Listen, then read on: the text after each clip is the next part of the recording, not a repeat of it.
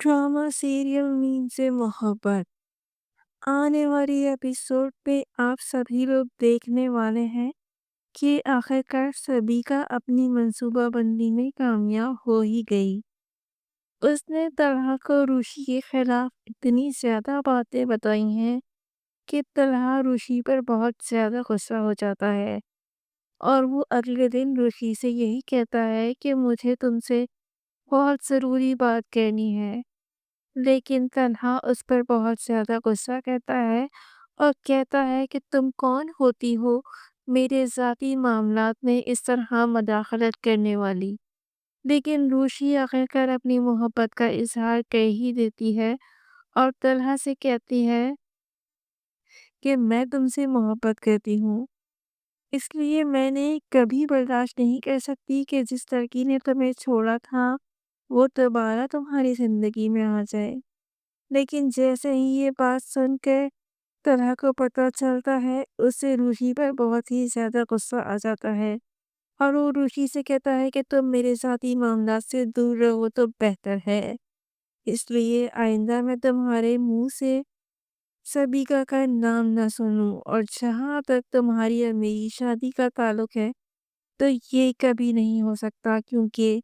मैं तुमसे कभी भी शादी नहीं कर सकता। जैसे ही रुशि ये बातें सुनती है तो वो काफ़ी ज़्यादा परेशान हो जाती है, बहुत ज़्यादा रोती है और वो तन्हा से यही कहती है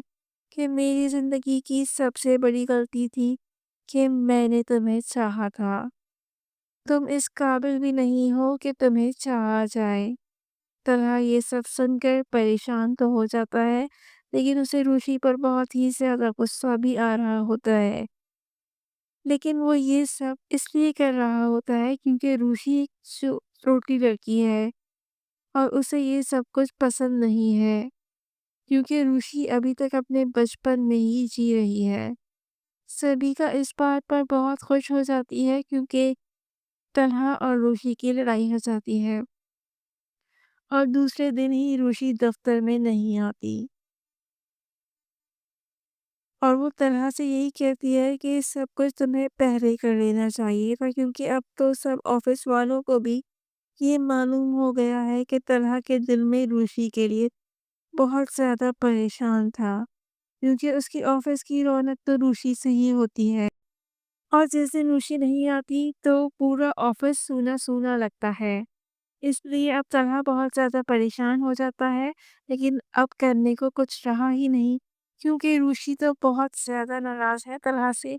और अब वो मानने वाली नहीं है।